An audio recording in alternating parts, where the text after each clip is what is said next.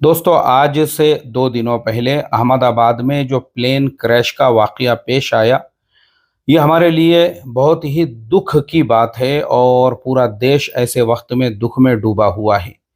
हम भी वो सारे लोग जिन लोगों की इसमें मौतें हुई है, उनके रिश्तेदारों, उनके परिजनों, उनके फैमिलीज़ के साथ दुख में बराबर के शरीक है, क्योंकि हमारे देश में ऐसा वाकया पहली बार हुआ है।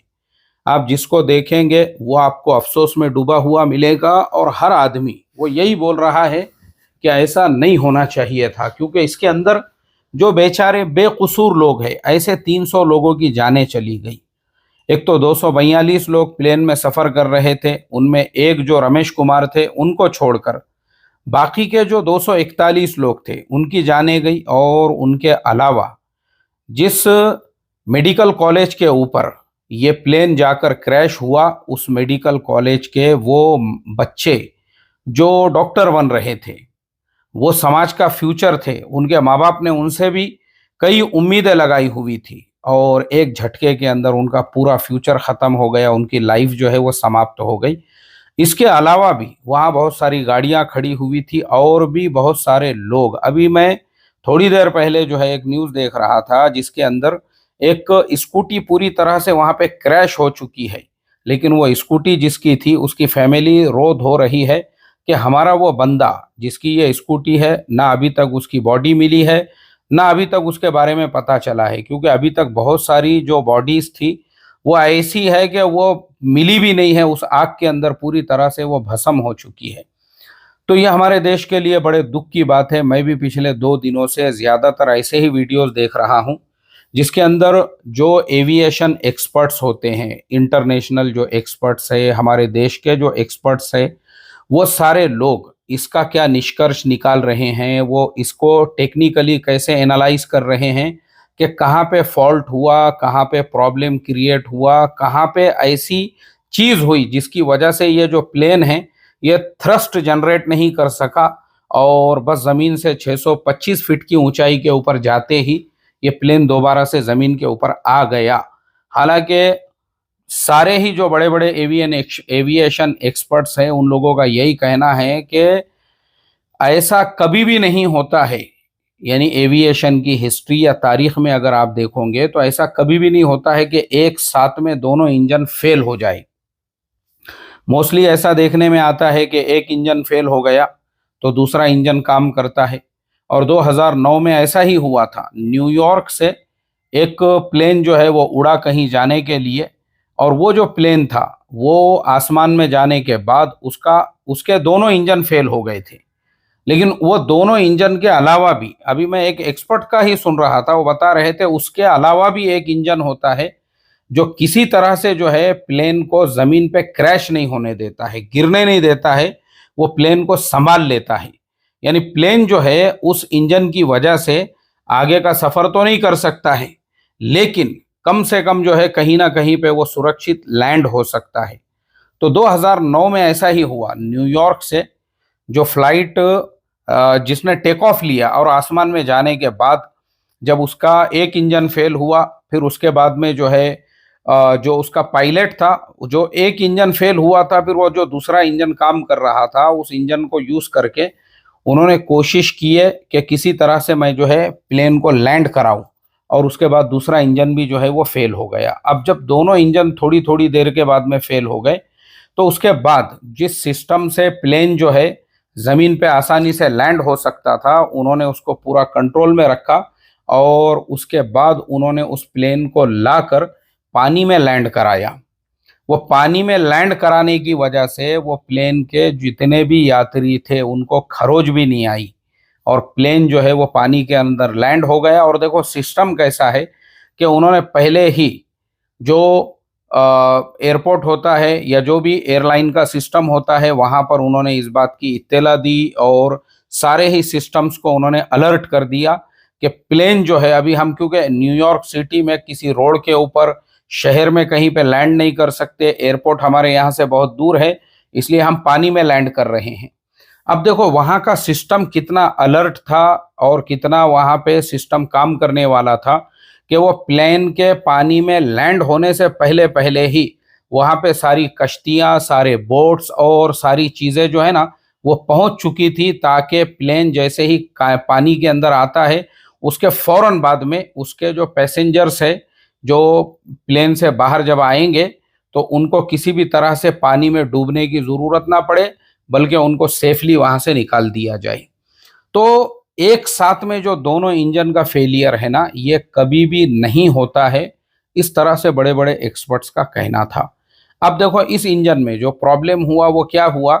कि जो जहाँ तक की जो कॉल रिकॉर्डिंग अभी तक जो पायलट है उसने जो सिस्टम होता है एयरपोर्ट का उनसे जो बात की है उसमें उसने मेडे मेडे कहा है। ये मेडे जो है वो फाइनल वर्ड होते हैं, यानी जब प्लेन कुछ काम नहीं करता है, प्लेन पूरी तरह से जो है वो बेकाबू हो जाता है, या फिर उसके बाद उसका कोई सिस्टम भी जो पायलट के कंट्रोल में नहीं होता है, तब जाके पायलट जो है वो मेडे का कॉल देता है। और वहाँ पे पायलट ने एक जुमला और कहा कि हम प्लेन जो है वो थ्रस्ट नहीं ले रहा है, या प्लेन के अंदर जो है थ्रस्ट थ्रस्ट नहीं क्रिएट हो रहा है, जिसकी वजह से जो है प्लेन ऊपर नहीं उड़ पा रहा है। अब थ्रस्ट किसे कहते हैं, मैं आपको एकदम आसान और सिंपल भाषा के अंदर वो समझाता हूँ। जैसे मिसाल के तौर पे आप कार ड्राइव कर रहे हो, जैसे मिसाल के तौर पे आप मोटर बाइक ड्राइव कर रहे हो और आप जो है किसी घाट के ऊपर ऊपर की चढ़ाई कर रहे हो, और अचानक में आप जो है ऊपर की चढ़ाई वो चौथे गियर में करना चाहते हो, चाहे आपके पास में कार हो चाहे आपके पास में मोटर बाइक हो। तो ऐसा पॉसिबल ही नहीं है, क्योंकि इंजन जो होगा ना वो ऑटोमेटिकली बंद पड़ जाएगा, आपका इंजन ही बंद पड़ेगा, क्योंकि इंजन जितनी ताकत अपने अंदर जो थ्रस्ट जनरेट कर रहा था, आपने जिस गियर का इस्तेमाल किए तो वो उसको उतनी थ्रस्ट नहीं दे पा रहा था, चौथे गियर को उसमें उतना पावर नहीं था कि वो चौथे गियर पर आपकी जो कार है या आपकी जो बाइक है उसको पहाड़ के ऊपर चढ़ा सके, घाट के ऊपर चढ़ा सके। तो उसकी उसका जो थ्रस्ट है उसके लिए आपको पहले गियर में गाड़ी लेना पड़ेगा। तो वो जो थ्रस्ट क्रिएट होगा वो उसमें फिर इतनी ताकत होगी कि पहले गियर को वो पूरी ताकत दे सके,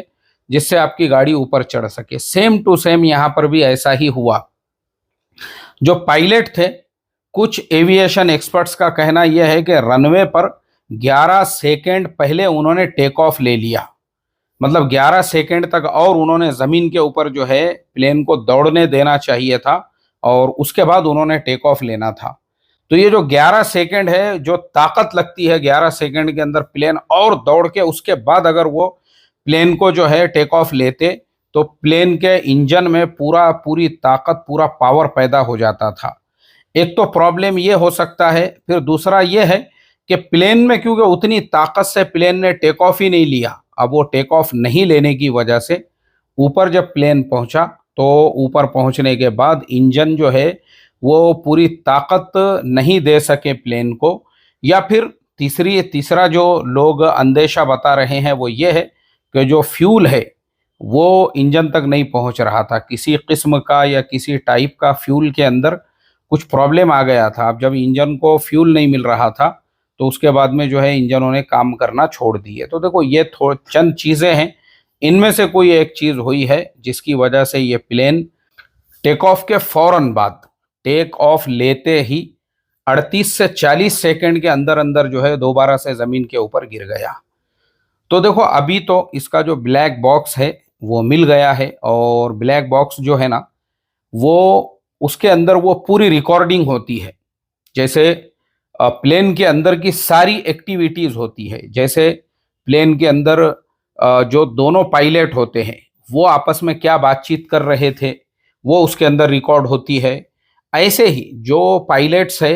वो लोग जो है एयरपोर्ट से और रडार सिस्टम वालों से क्या बातचीत कर रहे थे, वो सारी चीज़ें उसके अंदर रिकॉर्ड हो जाती है। तो यहाँ पे ये सारी बातें पता चल सकती है अब जब ब्लैक बॉक्स के सारे डिटेल्स सामने आएंगे। अगर आपको इसको अच्छे से समझना है ना, तो देखो नेशनल ज्योग्राफिक चैनल के ऊपर जो है ना एयर क्रैश इन्वेस्टिगेशन के नाम से एक प्रोग्राम आता था।